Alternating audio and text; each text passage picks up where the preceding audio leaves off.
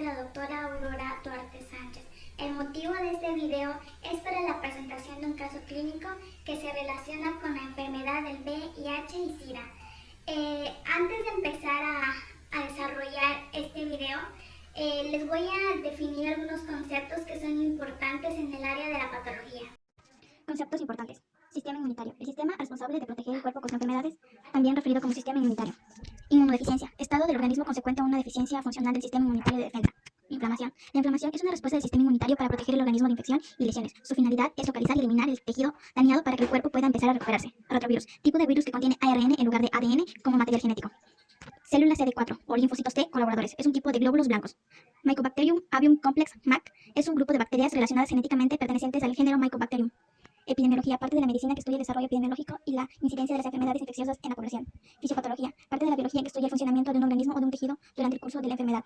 Respuestas inmunes humorales actúa contra microorganismos extracelulares. Respuestas inmunes celulares actúan contra microorganismos intracelulares. Epidemiología. El VIH se disemina mediante dos patrones epidemiológicos distintos.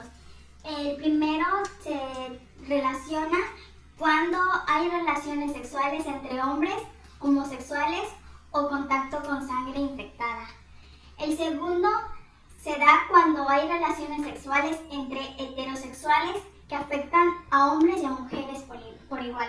Estos dos patrones ocurren en la mayoría de los países, pero el primer patrón suele predominar en países más desarrollados y el segundo patrón se da o predomina en África, América del Sur y otras regiones de Asia.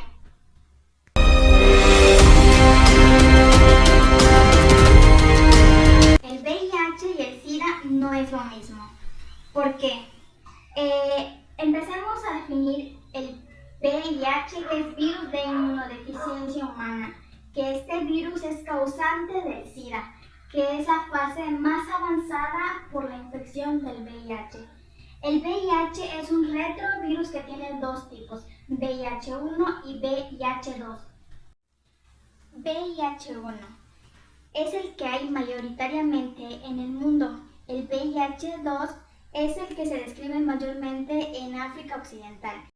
El VIH pertenece a la familia de retrovirus y a la subfamilia de Lentiviridae. Cuando hablamos de retrovirus, es un tipo de virus que emplea ARN como su material genético. Después de infectar a una célula, un retrovirus emplea una enzima llamada transcriptasa inversa para convertir el ARN en ADN. Luego, el retrovirus integra su ADN en el ADN de la célula huésped, que le permite multiplicarse. El VIH causa el SIDA en un retrovirus. La subfamilia de Lentiviridae hace referencia a un avance lento de esta infección. El VIH daña el sistema inmunológico al infectar y eliminar las células CD4, que son linfocitos T colaboradores, un tipo de glóbulos blancos. En etapas más avanzadas de la infección con el VIH, la pérdida de estas células resulta en un debilitamiento de nuestro sistema inmunológico, lo cual afecta que surjan infecciones oportunistas, infecciones que el cuerpo sano puede combatir sin ningún problema, en algunos tipos de cáncer y otros trastornos de salud. Se trata de glóbulos blancos que se desplazan por todo el cuerpo y detectan los defectos y anomalías de las células, así como las infecciones. Cuando el VIH aporta y infiltra en ellas, reduce la capacidad corporal para combatir estas enfermedades. Vamos a pausar tantito o vamos a detenernos un momento para hablarles un poco más acerca de las células CD4. Las células CD4 son células que trabajan para el sistema inmunitario. Son defensoras que luchan contra gérmenes y evitan que nos enfermemos. Estos trabajan en conjunto con la inflamación y para ellos es difícil combatir en contra del VIH. Cuando ellos entran en acción, cuando nos enfermamos o nos lastimamos, el sistema inmunitario combate el virus junto con muchas células que hay en nuestro cuerpo. En el caso de estas células CD4 son muy importantes ya que son la línea principal de defensa y hay otras células que apoyan a la célula CD4. Entonces, cuando trabajan en conjunto, producen lo que llamamos o conocemos como inflamación, que anteriormente definimos qué es inflamación. Esto es muy bueno para nosotros, ya que podemos notar cuando hay una inflamación. Un ejemplo podría ser cuando nos da una calentura por la gripe o cuando notamos enrojecimiento o dolor cuando nos cortamos. Y en ocasiones lo podemos notar. Entonces la inflamación significa que nuestro sistema inmunológico o nuestro sistema inmunitario está funcionando correctamente. Cuando la gripe se va y el corte o la infección se cura, la inflamación se detiene, se para. Esto es temporal, esto quiere decir que ocurre en un periodo corto. Cuando tenemos VIH, la inflamación no se detiene, lo que significa que nuestro sistema inmunitario está trabajando constantemente. La persona portadora puede lucir bien, pero la inflamación está dañando al cuerpo. Cuando el VIH entra en el cuerpo, nuestro sistema inmunitario llama a las células CD4. Así, cuando entra cualquier virus a nuestro sistema, las CD4 se activan, vienen a atacar a este virus. Bueno, la única diferencia es que el VIH invade a estas células y las utiliza para poder reproducirse. A un costado van a aparecer imágenes de cómo estas células son invadidas por este virus. Esto hace que las células CD4 disminuyan y aumenten las células del virus del VIH. Nuestro sistema inmunitario responde y envía a nuestras demás células de nuestro cuerpo para que ayuden a las células CD4 a combatir este virus, y eso es lo que causa la inflamación. Cuando ya las células detectan el VIH, hablan a las demás células y ahí empieza a haber una pelea entre las células y empiezan a combatir a este virus, y eso es lo que ocasiona que haya más inflamación. Esto no queda aquí. Si nuestro sistema inmunitario es débil, hay algunas otras bacterias y otros virus en nuestro cuerpo que se sueltan. Y pues como ya nuestras células CD4 disminuyeron, estos virus y bacterias nos atacan más y nuestro sistema inmunitario está debilitado y no puede atacar a este virus. Esto da lugar a más inflamación y se vuelve una inflamación crónica. ¿Esto qué quiere decir? Es una inflamación constante. Actúa las 24 horas del día, los 7 días de la semana. Lo que es bueno en un momento ahora se vuelve nocivo, porque toda esta inflamación que se está dando entre células y el virus puede dañar a otras células de nuestro cuerpo que están sanas y a otros órganos como el hígado, el corazón. En ocasiones no nos podemos dar cuenta de lo que está pasando, pero el estado constante de inflamación y el daño que causa puede aumentar el riesgo de contraer enfermedades y que están relacionadas con el VIH, como son la enfermedad hepática, la enfermedad cardíaca, la pérdida de memoria, algunos tipos de cáncer y el envejecimiento prematuro.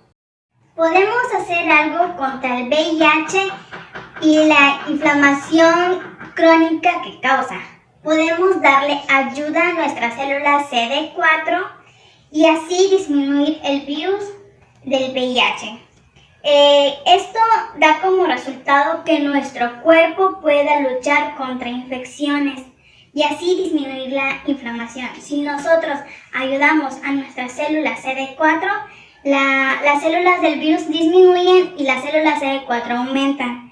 Pero debemos de tener en cuenta algo, que el virus aún está en nuestro cuerpo, con la única diferencia de que ahora estamos ayudando a nuestras células CD4 a combatir con el virus.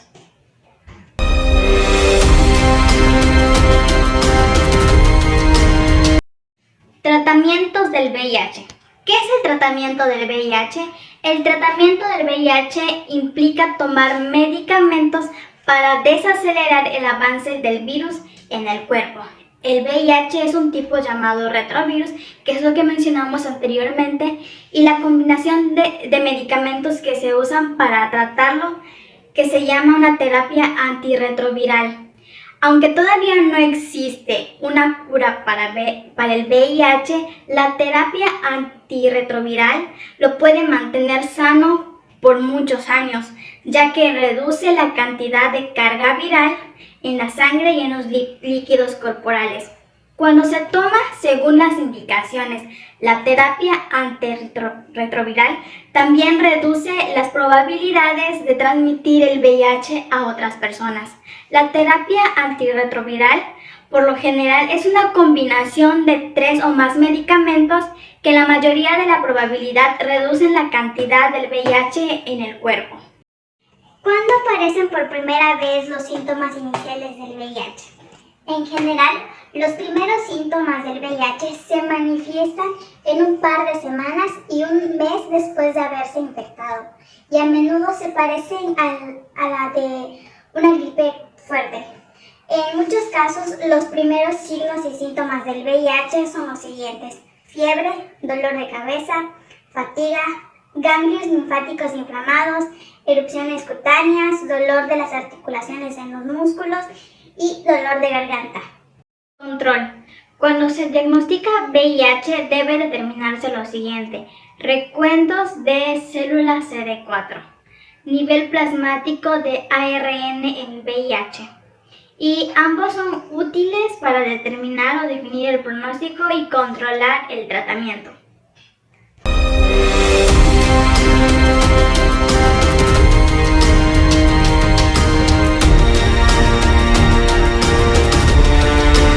SIDA, el síndrome de inmunodeficiencia adquirida, es causada por el virus de inmunodeficiencia humana, que es el VIH. El SIDA es la etapa más avanzada de la infección con el VIH. El virus causa que una persona desarrolle SIDA eventualmente. En el transcurso del tiempo, el virus ataca y destruye el sistema inmunológico del cuerpo. Una persona que no tenga un sistema inmunológico completamente funcional corre el riesgo de contraer una variedad de infecciones que afecten con frecuencia a las personas sanas. Estas infecciones se le denominan infecciones oportunistas. Una persona puede que tenga la infección del VIH y no tener SIDA. El SIDA ocurre cuando la infección con el VIH ha dañado gravemente nuestro sistema inmunitario, un proceso que toma años. En los Estados Unidos y otras naciones industrializadas, el tiempo promedio entre haber contraído el VIH y haber desarrollado el SIDA en etapa avanzada es de aproximadamente 10 años. En caso de que la persona no reciba tratamiento, pero en algunas personas eso puede ocurrir en menos tiempo. Las enfermedades definitorias del SIDA son infecciones oportunistas graves, ciertos cánceres como por ejemplo sarcoma de Kaposi, linfoma de Hodgkin, cuyas predisposiciones se asocian en el defecto en la inmunidad celular, y disfunción neurológica.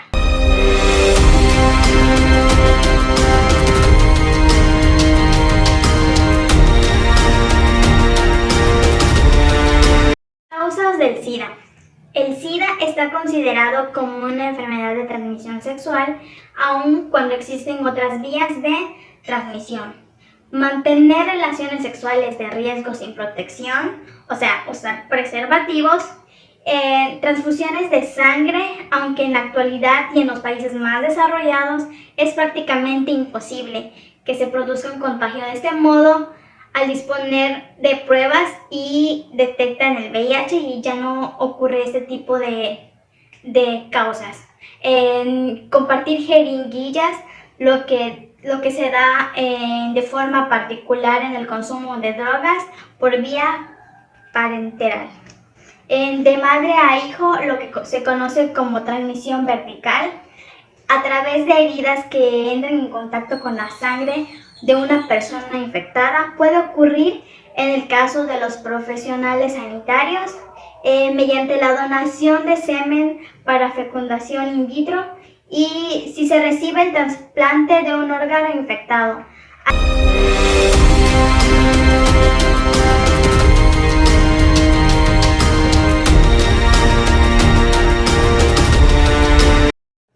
Tratamiento del SIDA.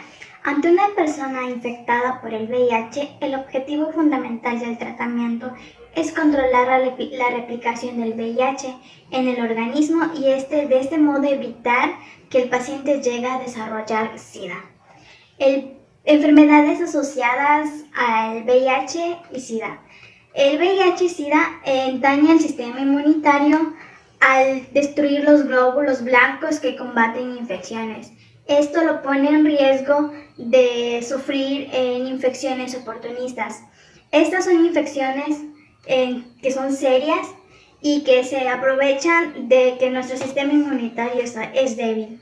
Estas infecciones son menos comunes y menos severas en personas sanas.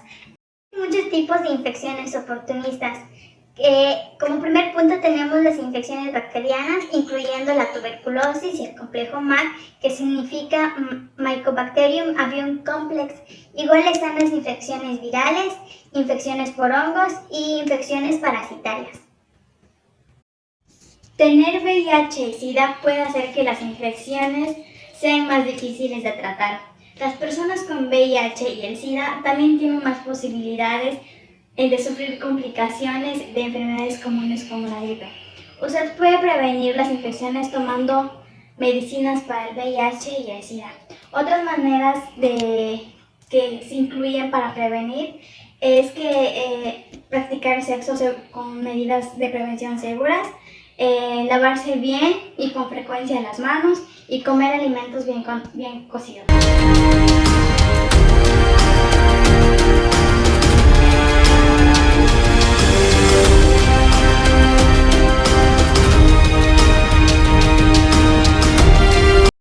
Caso clínico. Este caso clínico habla sobre compromiso intestinal por Mycobacterium avium en un paciente con VIH-Sida. Resumen. Presentamos y reportamos el primer caso de colitis por Mycobacterium avium en un paciente peruano con infección por VIH-Sida. Introducción. Las infecciones por microbacterias son frecuentes en pacientes inmunosuprimidos. Así, la tuberculosis producida por Mycobacterium tuberculosis es la causa más frecuente de muertes en pacientes con infecciones VIH en estadio de SIDA. Las infecciones por microbacterias, especialmente las debidas al complejo Mycobacterium avium MAC, son frecuentes en pacientes de VIH-Sida que presentan un recuento de linfocitos CD4 menor de 50 células. El complejo Mycobacterium avium consta de dos especies, el Mycobacterium avium y el Mycobacterium intracelular. La especie que se encuentra con mayor frecuencia en los pacientes con infección de VIH es Mycobacterium avium, alrededor del 95% de casos, y usualmente produce enfermedades diseminadas comprometiendo huesos, articulaciones, pulmones, hígado, sistema nervioso central, tubo digestivo o cualquier otro órgano.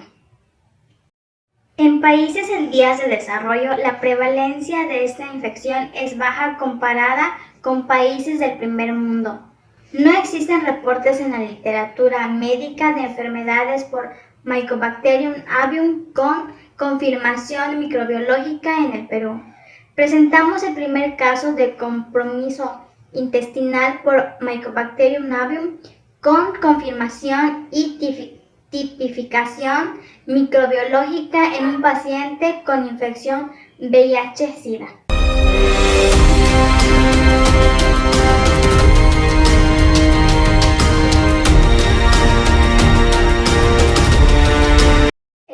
clínico. Mujer de 26 años procedente de Lima con diagnóstico de infección por VIH en el año 2006, con múltiples abandonos a la terapia antirretroviral de gran actividad, Targa, siendo el último abandono en el año 2009. Acudió a emergencias con historia de 6 meses de diarrea sin moco, sin sangre, asociada a baja de peso de más de 10% de su peso habitual. Asimismo, un mes antes del ingreso presentó dolor dorsal, parestesias y debilidades de miembros inferiores con pérdida de control de esfínteres. Al mismo examen físico se encontró a la paciente en decúbito obligatorio, caquética, deshidratada, pálida, con niveles sensitivos en D5, signo de Dandy positivo en D5, signos de Bansinki bilateral, paraplegia, sensibilidad sensitiva y propioceptiva alterada por debajo del D5. El examen de resto de sistemas no mostró hallazgos significativos.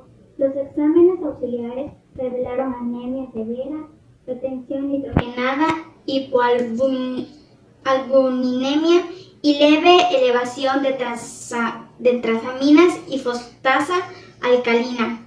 El recuento de linfocitos CD4 más al ingreso fue de 4 células entre milímetros cúbicos. La resonancia magnética nuclear de la columna vertebral evidenció una lesión infiltrativa medular a nivel del D3 y D5. La persistencia de la diarrea se realizó colonoscopia y se evidenció úlceras de bordes eritomatosas ligeramente elevados, de distintos diámetros, de 5 a 15 milímetros, con exudado, con su superficie ubicadas en todas las extensiones del colon ilion distal igual. La tinción con hematoxilina e eosina de las biopsias del colon mostró un infiltrado inflamatorio crónico presente de estructuras bacilares con ácido alcohol resistente con tinción de Scheel-Nielsen positiva. La tinción con ácido periódico de Schiff-Paz también fue positiva, se mostrará una figura de esta tinción. Estos hallazgos histopatológicos hicieron sospechar infección por MAC. Una vez sospechados estos diagnósticos, se inició un tratamiento con caritromicina, etambutol y rifampicina. La paciente, luego de 2 semanas en tratamiento para probable MAC, inició terapia antirretroviral de gran actividad, Targa, pero una semana posterior al inicio de la terapia antirretroviral presentó dolor abdominal progresivo, shock y falleció. La diarrea es una condición común en los pacientes con VIH y define al estado inicial. Si clínicamente está asociada a pérdida de peso de al menos 10% del peso basal, las infecciones oportunistas, ya sean por virus, bacterias, entre otras microbacterias y parásitos, son las responsables de la mayoría de los episodios de diarrea crónica. La etiología se conoce alrededor de 70% de los casos, siendo las infecciones por coccidios la causa más frecuente a nivel mundial y en el Perú. Las infecciones por microbacterias son frecuentes con pacientes con infección por VIH. En el Perú no se ha descrito ningún caso de infección por MAC. Los países en vías de desarrollo tienen baja prevalencia de infección por MAC en comparación con los países del primer mundo. Las formas de adquisición del MAC no están bien conocidas y se cree están relacionadas con factores ambientales o factores propios del huésped. Lo que sí está claramente demostrado es que el riesgo de infecciones de enfermedades diseminadas, como la que presentó esta paciente, está relacionada a mayor inmunosupresión con recuento de linfocitos CD4 por debajo de 50 células. Las manifestaciones más comunes de enfermedades diseminadas por MAC incluyen fiebre, baja de peso, sudoración, compromiso digestivo, pulmonar, articular, óseo y neurológico. El compromiso gastrointestinal por MAC está asociada a síntomas como diarrea, dolor abdominal, distensión abdominal y en ocasiones cuadros hemorrágicos digestivos. Existen pocas descripciones de hallazgos endoscópicos relacionados a infecciones intestinales por MAC. Patrón endoscópico característico que se ha descrito lesiones ulcerativas, nodulares, inflamatorias e infiltrativas. Solo el 10% de los casos reportados de afectación gastrointestinal corresponden a ilion y colon, siendo el tracto gastrointestinal alto el más frecuentemente comprometido.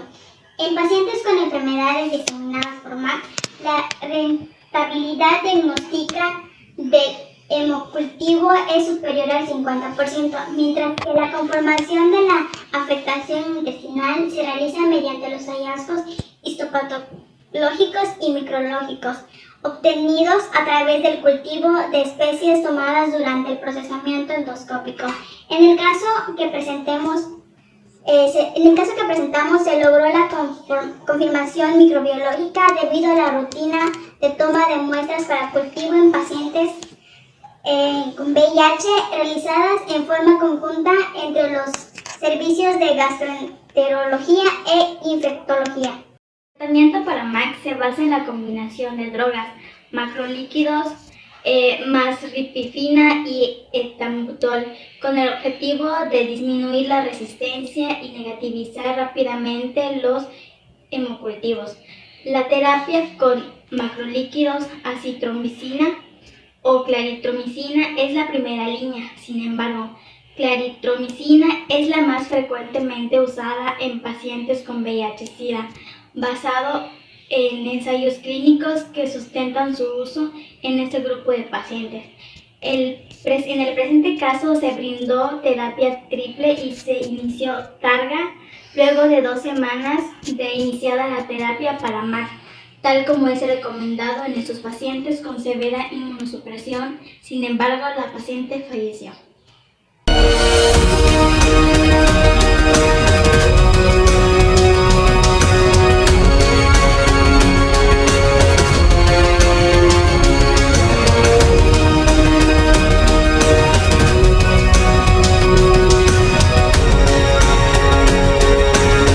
Esto ha sido todo para la presentación de dicho caso. Espero que haya sido de su agrado y gracias por llegar hasta el final de este video.